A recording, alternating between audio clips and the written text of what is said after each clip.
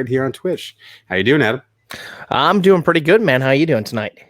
Not bad, not bad. A little toasty out here in LA. I wish I had some of your rain, that's for sure. Yeah, man, it's been nice and cool here, and I feel like I'm throwing that in your face.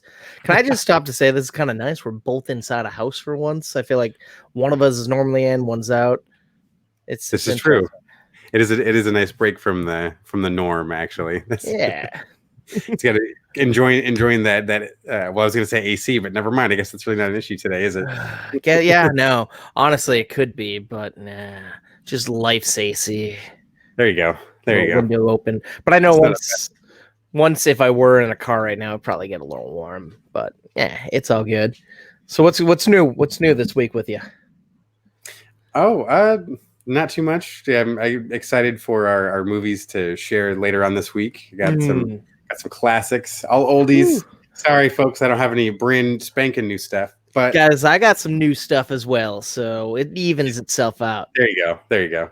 And then there's so much I've seen this week that I want to review that it all can't be fit in the episode. So go over to youtube.com/MovieToastNewsAndReviews and check out the playlist Adam at the Cinema, and you get some more little extra. Get a little extra dose of Adam. Go see him in his car. So go visit Adam in his car. Whoa, you don't know if it's in the car, right? I might wait for no one to be home and I'll be in my fucking studio, which is a hallway. Right. Hell, man, don't knock the hallway studio. It's pretty bad. If I'm alone, it's okay. Oh, shoot. Well, sir, I think we got a big old stack of toast here to share with our... Yeah, let's get into it. 2 minutes is enough time to waste. Man, it's almost I bet I know how hot it is over there in California for you. Yeah, I bet you feel like you're probably 30 seconds from Mars, or maybe you want to jack in a video game and be 30 seconds from Tron. There you go. That's right. We're getting Tron. 30 seconds to Tron 3. I just did the fucking headline I wrote. And I know numbers. I don't know numbers. And the movies, I didn't learn numbers. Can we do that again? Or perhaps 30 seconds to Tron 3. Yeah. Oh shit. What? You mean Jared Leto coming to the world of Tron? Yes. Whew. Now, Tron, are you a big Tron guy? No, I wish I was, actually. I've got to say, I've never... All right, neither am I. Let's fucking blow past this story. Boom. I know it's the classic, 80s Jeff Bridges movie people love, right? That was it. And it was, I know that was a big deal for him at the time because he wasn't, I want to say he wasn't as known when he got casted into it, but that's kind of what helped propel him too. And then the budget they spent on the movie, it was a big deal. Oh, yeah. It kind of flopped for them at the time, but it's that home video market years later that seems to keep movies alive. It's like Bridges lives in the cult cinema. He does kind of, doesn't he? It does gravitate toward him. Not to say he doesn't have big movies, but a lot of his hits like Tron and Lebowski. Yeah, of course. Can't be Jebediah Stane every movie he's in. So I wish he came back. I loved him. He was a great bad guy. Just seeing him bald is different to me. I don't know why. That giant badass Iron Man suit was our first MCU villain. Well, I guess we had the 10 rings, but first major villain. But yes. Man, either way, we're not talking about that shit. And then there was Tron 2, Tron Legacy. I kind of caught a little bit of that in theaters. Like I snuck in and saw a little bit after I saw Gulliver's Travel 3D. I was lost. Oh, yeah. In both movies. Oh no. Yeah, I want to say I feel like Tron Legacy kind of got a similar treatment where it was met with not very positive initial reaction. The critics weren't happy with it. A lot of fans were just like, meh, it looked pretty, but it wasn't that great a story. But I feel like the big thing is I feel like the big thing coming from that was more of the Daft Punk soundtrack that they made. That was huge. I remember that getting a lot of media coverage.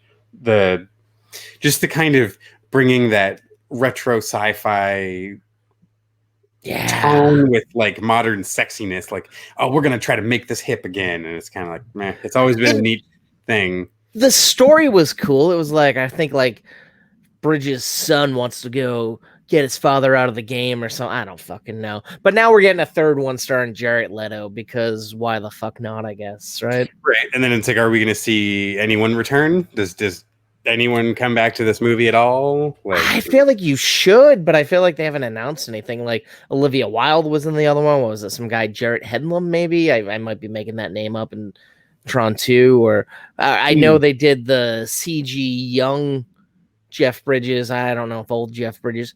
It just seems weird to me that they're doing this.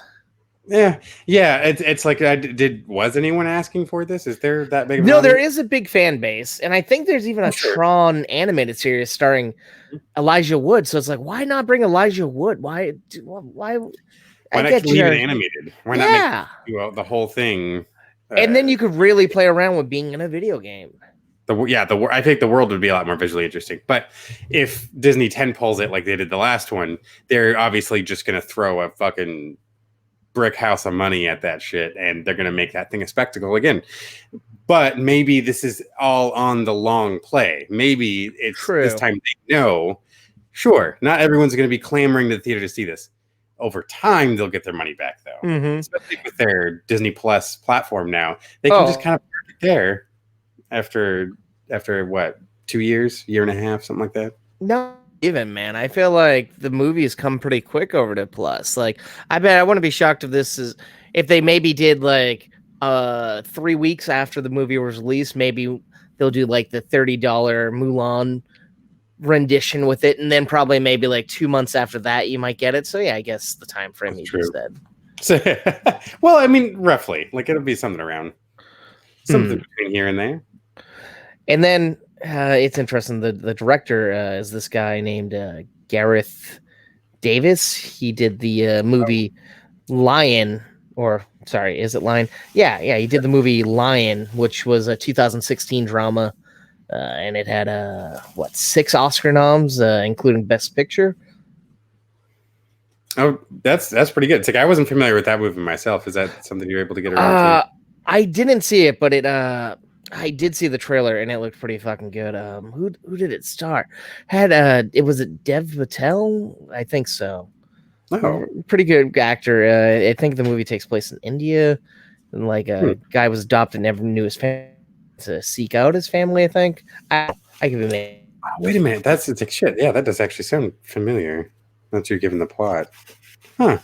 Well, I mean, Disney likes to give these directors a shot. This is the kind of world I feel like you're stepping up to that next rung of the big blockbuster films. Obviously, this will be big, but how big we'll have yet to see. Will this be the actual tentpole of the summer for them? Yeah, maybe. I don't think Legacy was. It's hard to call. Yeah, it'll be another Marvel movie. I feel like, honestly. Oh yeah, it's kind of sad because Tron Legacy was a major flop, but when you look at the box office, it made $400 million globally, which sounds like a lot, but it's like, I wonder how many million went into making the movie. So they spent 2 or 3, or not 200 or 300 million, but 100 so million. Like they're getting money back, but yeah, probably took them a minute before they really saw that return. And that's the thing, like they had plans for a sequel, but they scrapped it after that. And then back in 2017, apparently Leto attached himself to it. So I don't know how that works. Like, is it like, I want to be executive producing this one, so this is something really trying to push along. Now that was an interesting mark, though. So he's pushing along, getting the movie made and starring in it, and executive, like, good on him though to make it happen. I guess. Sure. Yeah, but I'm not sure what that says about the quality of the film. I'm just going. I want to be in Tron. I just want to be in a Tron. Okay, all right. Well, sure, be in a Tron. We just hand these out. Yeah, I'm not like clamoring to go see it. Let's yeah, I'm not either. I'm not even a big Leto fan personally, but I know he can do good things. But I feel like the last good thing I saw him in was Dallas Buyers Club, and that's been a little time. But I don't want to hold it against him. I'm holding the Joker against him. But he looks kind of cool in Morbius. Who knows when we'll ever see that? That's true. Yeah. Hopefully that doesn't take too much longer to finally start coming out. But... And this was an exclusive story brought to us by Deadline. You can check that out over in our Discord. Check out Discord movie_toast, and you can read the actual headline article. But yeah, so Jared Leto's in Tron 3. But you know who I think could be kind of cool in Tron 3? Zac Efron. Let's get Efron. Who doesn't love Efron? I mean, maybe let's add Efron to the cast of something. Maybe an ensemble. Don't know about Tron. I guess like maybe we could have like Efron, 2 other guys, and a baby. Okay, yeah, let's do that. Oof. I like that. I love how I said guys, even though it's men. But 3 Efrons and a baby. Yeah, Sadly, we'll have him. I'd watch that. Like it's like different versions of Efron. Yeah, I could see that being a thing. Yeah. And this story comes over from the Hollywood Reporter. So they're making Disney Plus is making a remake of 3 Men and Baby, which is interesting because on the podcast I actually reviewed 3 Men and Baby because it's been so long, and then our old toaster buddy Tommy reviewed the sequel, but neither of those episodes were ever released because sound was kind of a shitty quality on that episode. Oh yeah, that's both right. those episodes. Yeah, it's a bummer to lose those. It's a fan of fun movies to watch too. And let's see. So 3 Men and a Baby essentially has, back in the day, it had Gutenberg, Selleck, and Danson as 3 hotshot bachelors living together. They're all on the top of their game. And then a baby's left at their door. And I think the baby belongs to, is it Danson? I think Ted Danson. Yes. And like they hate the baby. And then they raise the baby. And then the mob's after the baby. And it's just goofy. And it's like, why not remake it? It was a big hit. It got 3 men and a little lady. And I think that was it. Yes. Yeah. Just the 2. Why can't I think of the director? Mr. Spock directed the first one. Yeah. Nimoy. That was weird seeing that in the opening. It's like, why is Spock directing movies? But it's like, why not? He did a damn good job too. Like that is a well-made movie. I think it's a mark of why I feel like you don't remember the second one nearly as well as the first one. Second one is still like a fun watch, but I don't think it's nearly as good as the original story. First getting into the story, you know? Yeah. Like the way they ended the original movie, perfect. I guess this one's going to be directed by a guy named Gordon Gray. He's best known for sports dramas. The movie The Rookie he did, and he did a movie we reviewed multiple times on this podcast called The Way Back, which is Ben Affleck as a basketball coach who's recovering from alcohol addiction. And you can check out the first review of that called I Like That He Wears Collared Shirts and Sweatpants. That's right. Yeah. Sorry. So this guy's pretty good at what he does, but it's like those movies are sports and dramas. Do you think maybe they're going to make 3 Men and a Baby a sports related style movie and a drama? Because I mean, I guess the movie's a drama. The fucking hardest. I don't think that's the plot. Sorry, that was not worth interrupting you for. Yeah, that I would like to see. Maybe this baby is an up and coming LPGA professional. Turns out she's a natural affinity for golf. Or is it that this baby is going to be a dart throwing prodigy, and the 3 Efrons got to cart her around from one dodgy bar to another? You keep selling me on this Efron. Like I can see 3 Efrons, and I'm sold. It's like maybe he can even 4 Efrons. The 4th is a little baby Efron. Well, now you're getting too far ahead in the trilogy, man. That has to be the 3rd movie. Okay. When the original Efron comes back to lay claim to the little lady.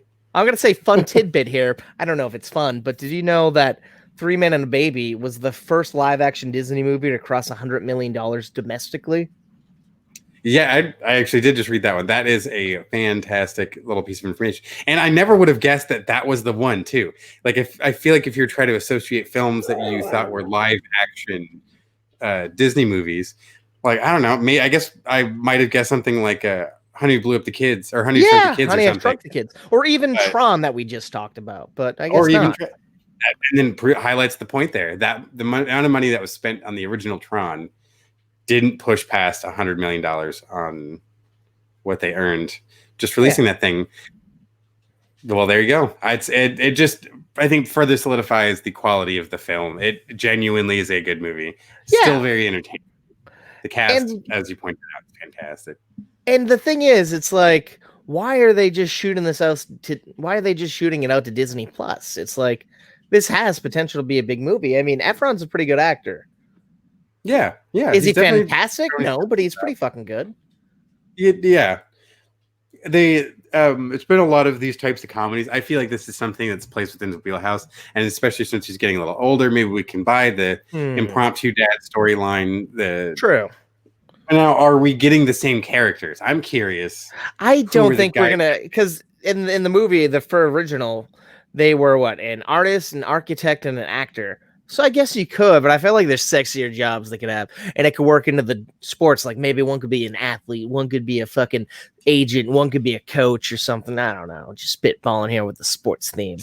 Yeah, like I could say maybe one of them doing something sports related. I feel like it lays it on thick having all three of them. Or you know what this could be? This could be continuation of High School Musical because of the first time he's come back. Maybe it's the same character he played. He's a basketball star and he got some girl pregnant, and now he's just dealing with the outcome of that.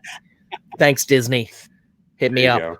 I'll write your next draft and ruin the movie for you. There you go. You're going to regret spending that $100 million. Speaking of money, large money, right now we're in an economic hardship for most people.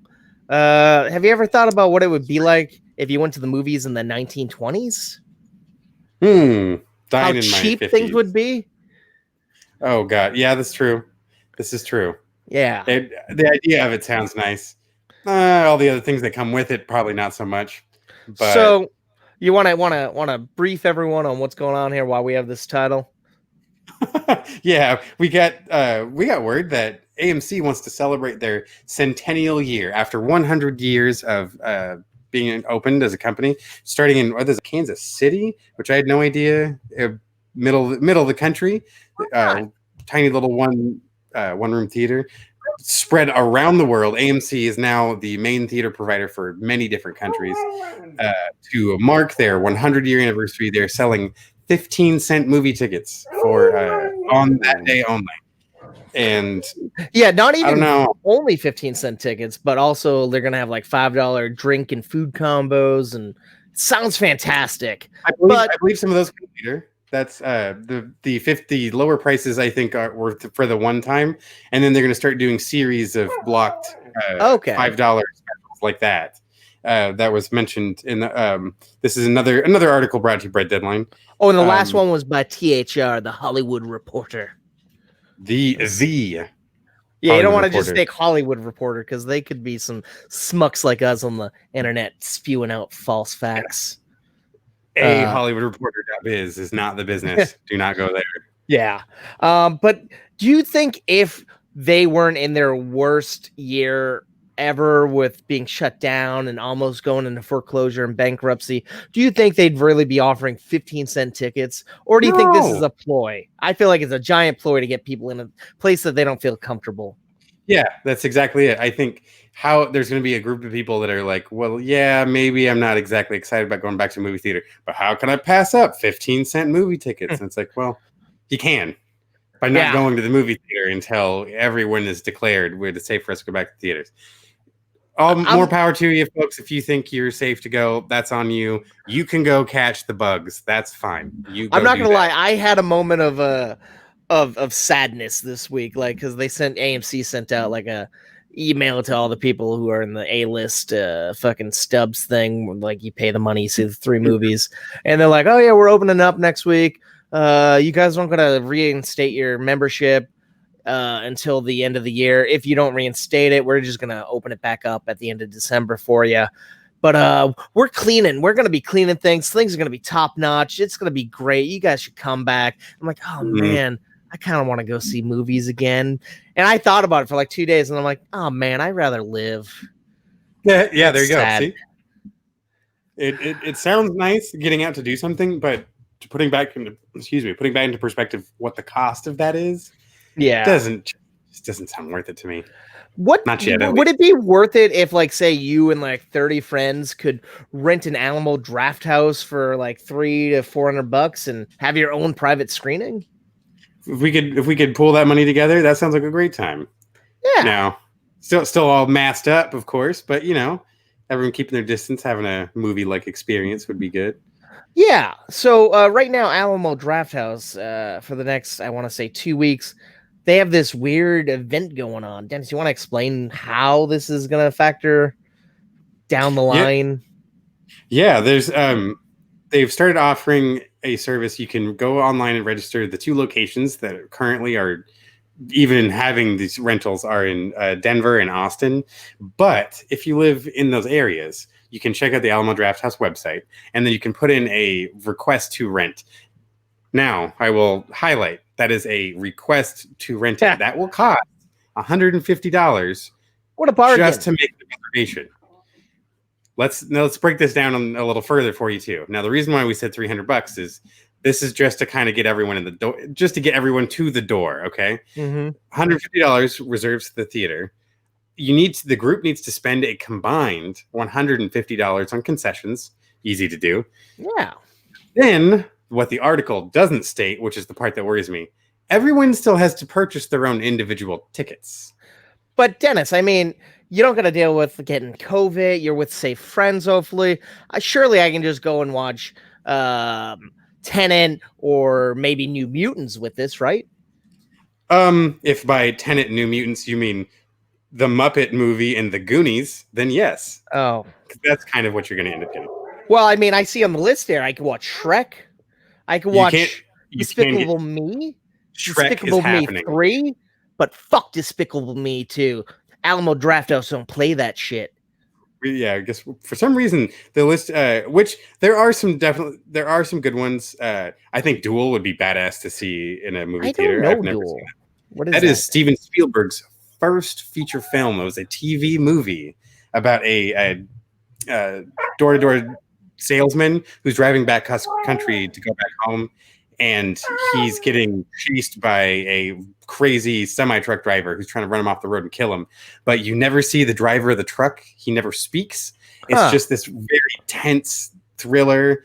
It culminates in this face-off out in the desert where it's just the two drivers in their respective vehicles. Badass movie. Definitely should check it out.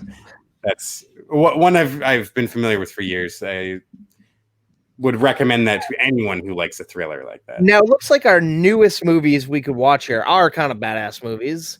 You can get Mad Max Fury Road or Wonder Woman, but it's like, do the means justify the end? Do you really want to spend that much money to watch movies you could watch at home? You could stream. You could just watch with friends at your house.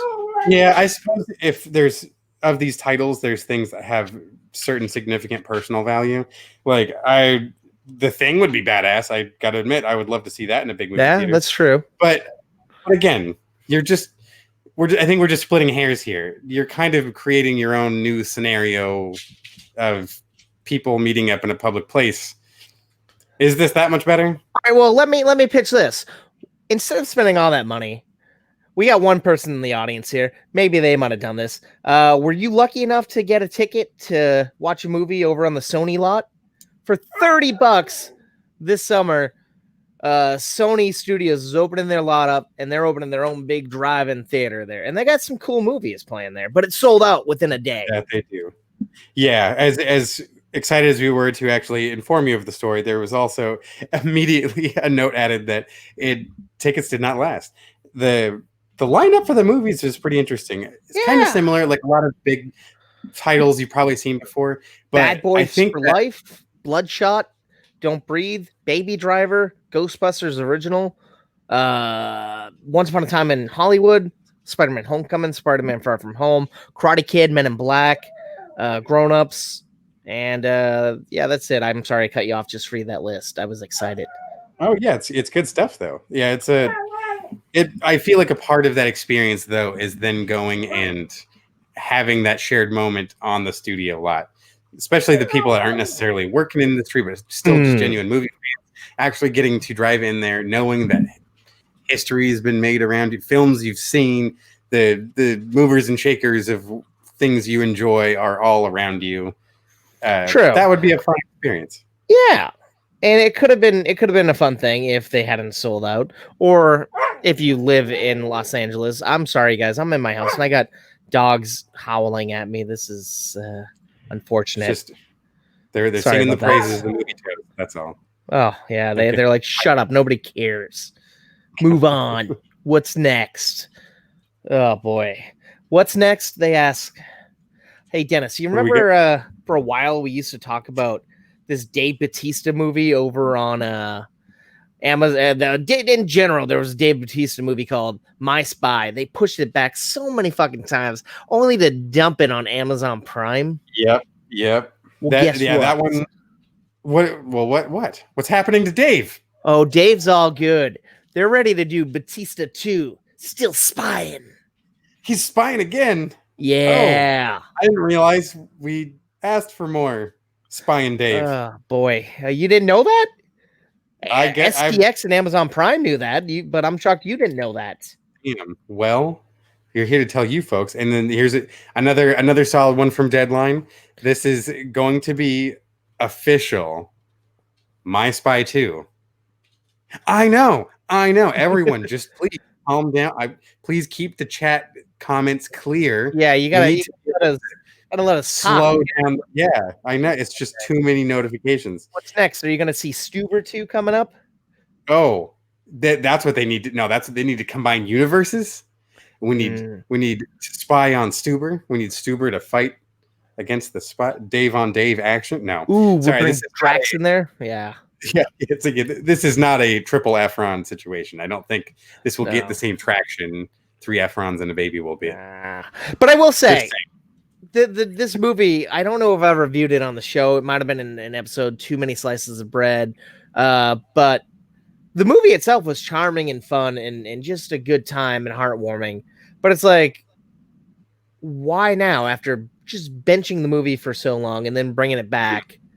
And now to be like, let's make a sequel. I guess maybe it must have done good numbers. Did you have any personal takeaways after watching the movie that were just like, that could be more? Or I could see more of this. Spoiler alert, because I know everyone in the Movie Toast world is going to be flocking to Amazon Prime to watch it. But if you are, mute at me for a second. The end of the movie, I'll give you 5 seconds. 5, 4, 3, 2, or you can just leave. You're still here. Good. I don't know if you're listening. But yeah, so at the end of the movie, pretty much the whole movie is this little girl, her mother is a widow, and she wants to hook up JJ. That's the name of the sweet spy played by Bautista. His name's JJ. She finds out he's a spy and blackmails him into teaching her how to be a spy, while still toiling in the background to make JJ and her mom hook up. And at the end of the movie, I'm happy to say those two are lovebirds. Oh. So I guess maybe we'll see a rom-com or something. Maybe the mom's a spy in this one. She's getting in on the spying. Yeah. Like inadvertently. They're on their wedding honeymoon. My God. I couldn't fucking think of the word honeymoon. They're on their wedding thing. They're on their wedding thing, their wedding vacation day thing. Yeah. And no bad guys, but hopefully it'll be a little more to it than that. Yeah, you know who else is in the movie? Who's always a pleasure? Kristen Shaw. Oh yeah. Now she's like the tech guy, and she wants to learn how to be a spy, and she gets pissed because JJ is teaching a little like fucking 12-year-old how to be a spy, not her. But is there anything? Sorry. What's up? It's like Tina can inflict enough pain on everyone. She's resourceful enough. I don't think she needs Drax's assistance on that. The Belcher kids have the spying on lockdown. They're good at it. They got it. But Kristen, I was about to say Kristen Stewart, another one of our favorites on Movie Toast. Kristen Shaw is also in a show that I used to love called Last Man on Earth, starring Will Forte.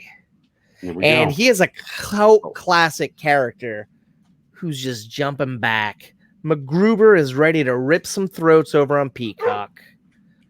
Ripping throats all over again. You know you wanted some more. Yeah. And we were lucky enough to be graced with the SNL sketch and then the 2010 classic self-titled MacGruber. Hey, I'm just saying, if fucking CBS or NBC, whomever, can bring back MacGyver and have that thrive, why can't we have the spoof living out there? This is true. That's a valid argument. Not everyone's necessarily down for trying to accept that as seriousness, like a action drama. Maybe if they brought back the mullet too, you could probably forgive it a little more, but no one's rocking the Mac mullet better than the man himself. So. Oh yeah, That's it's interesting. I don't know, like the movie was goofy. I remember when you and I got to go see a test screener of it. I wasn't sold as we walked out of it. Definitely had some chuckles. I mean, but it felt more goofy. It felt like an elongated SNL sketch because it partially was. But I got around to seeing it maybe 6 years ago on TV on Comedy Central. It just caught my attention. I'm like, this movie, I didn't get how great it was back then. And I still haven't because I haven't gone back and watched it. I think I'll watch it tonight and review it next week probably. But there we go. It's a cult classic. Like whenever Forte or Yorma Tacoma, the guy from Lonely Island, because he directed and helped write the movie, whenever any of those two are doing any press junkets for the past 10 years, they've been asked, when's MacGruber 2 happening? And either one of them was always busy and they couldn't commit, but you could tell they wanted to do it. Now they're like, we're doing it, and it's set up on Peacock, which is NBC's streaming platform. So that's kind of exciting. But the plot to this is kind of good. You want to talk about it, or you want me to talk about it? Yeah, go for it, man. All right, so as Deadline tells us, after rotting in prison for over a decade, America's ultimate hero and uber patriot, MacGruber, is finally released. His mission is to take down a mysterious villain from his past, Brigadier Commodore Enos Quineth, with the entire world in his crosshairs. MacGruber must race against time to defeat the forces of evil, only to find out that evil may be lurking from within. So it's a little drama, and there's rumors that they're bringing back some of the old cast members from the movie, Ryan Phillippe and good old Kristen Wiig. Which I would hope Kristen Wiig would come back. You got to bring the SNL royalty, the classics back in there. The presence of Ryan Phillippe would make sense. It's like having his assistant, his right hand, his new second, kind of come back. We got to see them paired up together, or at least reconnect. Where they see where each other's at and stuff. But I can't. No one else is sticking out in my mind that's worth trying to bring back into the series. Well, I mean, we do have what's his face, Val Kilmer as the evil villain. He gets killed, right? He gets thrown off the cliff at the end of the movie after I forget what fucking ridiculous thing MacGruber says or does. Yeah, what was it? Or the way they knock him off or something. I just remember it being fucking ridiculous. But who's couldn't have a twin brother? Although I guess right now this climate, Val Kilmer had cancer in his throat and now he can barely talk. So I guess that'd be kind of hard to have, but that'd be a good get for the show. Maybe he could be a Claw character. Oh, that's true. Yeah, and it's he is working on bouncing back. I want to say that we just saw his name coming up in a couple things. I know he's been helping other projects move forward. So that's good. He dipped away from the Hollywood limelight for a minute, but the guy is back. He wants to work. Hell yeah. We haven't seen the last of Mr. Kilmer, that's for sure. Yeah. One thing that we don't have here is a headline, because apparently we forgot about the story, but we were going to talk about is Blumhouse has a set of 8 movies they want to drop off over on Amazon Prime starting in October. Yes, sir. And this is the kind of stuff that I feel like we get a lot of our fun shots at random horror movies that end up sticking at things like Good Boy that we enjoyed just another Blumhouse movie, I believe. Oh yeah. I'm hoping for more of that. I just genuinely want more of that flavor. So in the announcement, Welcome to the Blumhouse is the name of this 8-movie anthology that this partnership between Amazon and Blumhouse are putting together. It looks like it's going to be launching in October. That's right. They're timing it all out up to Halloween. So we're going to have a whole new string of Halloween/horror movies to enjoy in the season. God knows we're probably still going to be holed up fucking watching stuff at home streaming. So might as well get some new shit in there. There's a few titles they've announced. Things that are obviously, given the kind of Blumhouse nature of things, haven't heard a whole lot about, but their first inklings of titles has been released. One of them produced by a familiar name. I apologize. I just want to make sure. Priyanka Chopra Jonas, now the new Mrs. Jonas, executive producing one of the films. So far, out of the 3 titles that are dropped, that one, Evil Eye, is the name of that film. The others being Nocturne and Black Box. So interesting titles. Yeah, I don't know when exactly those 3 films are dropping, what order they're dropping. Well, interestingly enough, October 6th is going to be a double feature of The Lie and Black Box. Oh shit! There we go. We're making a nice little horror double feature, which is kind of cool. And then it's going to be the next Thursday is going to be Evil Eye. So it sounds like they're releasing these every Thursday leading up to Halloween. It sounds like. Actually, the later horror movies will be streaming in 2021. So that's interesting.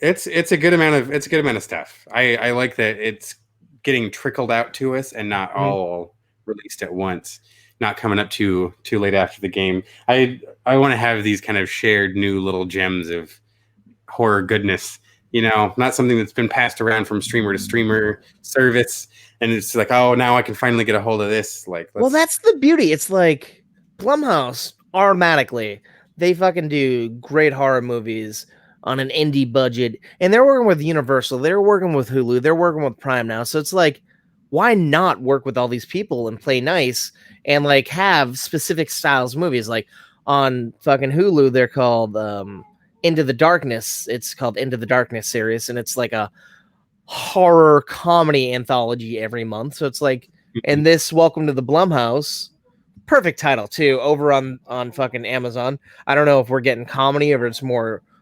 fucking horror, but at least we know Universal is going to mainly be our big horror. So it's like, why don't more fucking production companies like spread so far? And I know they have their hands in TV shows and stuff, and they do movies that aren't always horror.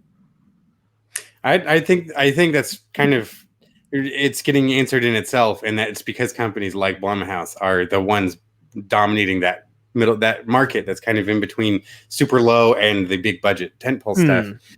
They've already have a slate of a ton of stuff, and it's kind of just it's a matter of seeing what sticks at that point, because there's going to be, all of them will be watched. It's got to the point they're the name in themselves. You're going to start getting people staffing up for your movies. Scripts are going to just start coming their way. I think they're that group until they start going up into the higher tiers. True. Then I think they'll start shooting themselves in the foot and then start missing out on this price point horror film. So as long as they keep making this kind of stuff, I think they'll be golden. I think, and they're making big money too. It's not like they're making little money. They're like at least quadrupling their money on these movies. Like, fucking, who would think the Invisible Man remake on an indie budget would be one of the biggest movies of the year? I don't know if that's due to the pandemic letting it be one of the only releases that is major, but it's like perfect. Yeah, timing. that's definitely one where it's like, I think anything out of the last few months is going to be a hard judge of. Yeah, but I will say it's a pretty good, it's a solid movie. So that's for the sure, upside. absolutely. Yeah, go back and check out our previous review of Invisible Man. Is great stuff. But was it Adam or? I saw it.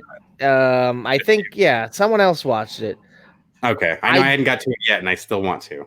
I don't know what the title of that is, so sorry we can't provide you with that. But so yeah, we have one live viewer here. I don't know who it is; it's not telling us.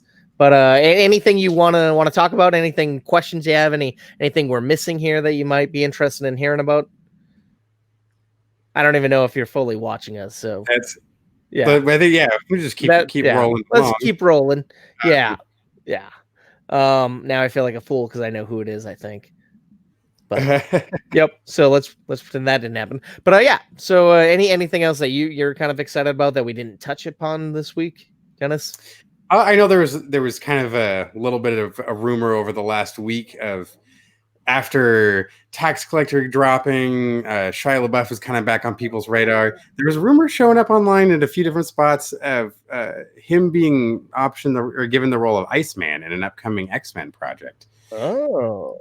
Then since that rumor started kicking around, the fans of not just the movies, but the characters of the comics themselves are like, well, maybe we should actually look into LGBT actors to play this character instead of jamming someone else popular into, like, the actual representation of who the character is. That's not such a bad idea.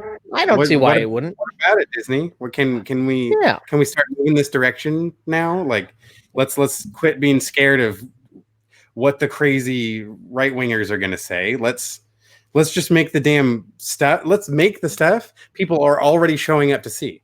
The fans already are going to come watch it. You don't need to convince new people to come see this shit. They're already coming to see the superhero movie. And it's like, Shia is a great actor. It's like he should be in the MCU, but it's like, let's find a role for him. Like other people then like, let's make him Wolverine. And it's like, I mean, he's a good actor, but maybe not Wolverine. Like there's got to be someone out there for him. But I know one of the people they were talking about that is kind of lobbying for the role is this actor from the show Arrow that I always talk about for some reason lately. Oh, nice. There's an actor in there called named Colton Hayes or Hain. Hain. And he played a character named Roy. He was kind of vigilante that came and went every now and again. But in real life, the actor is gay, and he's like, why I'd like to do that. I clearly can do the action stuff and superhero stuff. Give him a chance, or anybody else. Really, so many people you can give a chance to. Okay, so the character he was playing was already in combat, like he was kicking ass and like very physical action and stuff. Yeah, nice. Well, all right. Sounds like they're already familiar with that comic book world. So yeah, why not? Give him a shot, Disney. It is what it is. Give him a shot, MCU. Yeah, switch things up a little bit. But it's like, I feel like for the next year and a half, we're going to hear rumors about, Disney wants this person or that person for X-Men. But it's like, I feel like we won't know for at least another year or two. Oh, sure. Oh, yeah. No, I mean, we'll have to give it some time before we get anything that's actually official. But hey, it's still kind of cool to think about. Yeah. What it could be like, like Keanu Reeves in an Old Republic Star Wars movie playing Revan, but we can just keep willing that into existence as much as we can. Yeah, why not? There's always hope until something happens. Even when stuff happens. All right, here's another news story that it's not as big as this. It's not big at all. But after the whole fallout of the Snyder Cut and stuff, Zack Snyder made a movie for Netflix. I forget what it's called, but it's a zombie flick. And it stars Dave Bautista, I believe. Funny enough that we were talking about him earlier. But one of the people that was going to come back and be in the reshoots was the comedian Chris D'Elia. But a couple of months ago, there was some stuff that surfaced about him that seems a little off-colored. So it's like smart move on them. They're like, let's not bring him in. They're replacing him with a fantastic comedian, Tig Notaro. It's kind of cool. Awesome. Yeah. Hilarious comedian. That's funny. It's like she's great. So it's like, why not? Yeah. It's like you've been in who knows who the character is, but it's like good. Put someone in there who also has some great chops. And you already know is going to pull a big audience. That's the name is of a size that she's done enough stand-up specials and shit. She pulls a crowd. That's going to get some butts and seats. Mm-hmm. Do it. I just can't help but think of that one little bit part she has in The Office when Andy gets beat up by her daughter in the parking lot. Oh, yeah. And she just belittles him, right? Apologize. Yeah. That's hilarious. Oh, boy. All right, well, I'm getting yelled at by these dogs now. So I'm pretty sure people don't want to hear that. Maybe we should end the show. Is that cool? It sounds like they need you to. They're asking you to wrap it up. So ready for it. As you can see down below, here you tell us where you can find us on all the socials: Facebook, YouTube, Instagram, Reddit, Discord, all those places. I'm just naming off a bunch, but they get different @ symbols and names. But you can pretty much find us if you do movie_toast, or just search Movie Toast News and Reviews and you can get us. Absolutely. And then same with the podcast. It's all the usual offenders. Go to your favorite podcast platforms: Spotify, Apple Podcasts, Google Podcasts. Google Podcasts. That's new. Google Play is dying, kids. Don't go to Google Play Music for your podcast anymore. You'll still find it there right now, but they're making that shift. If you have not noticed or seen the notification, I'm sure you'll get it again. But they are making the shift over to Google Podcasts. Just had to throw that out there. Just wanted to thank you. Yeah, I noticed when I mentioned the scroll. I'm like, oh, it's not there. It's still on Google Play. Yeah. But so yeah. Sorry about it. Was probably hard to actually hear any of that right there. But yeah. So I think that's the show for the week. But yeah, this Thursday, check out our podcast. Everywhere we'll have mentioned. Another fresh batch reviews coming to you. Yeah. Thanks for watching. Stay toasty. Boom, boom, boom, boom, boom, boom, boom.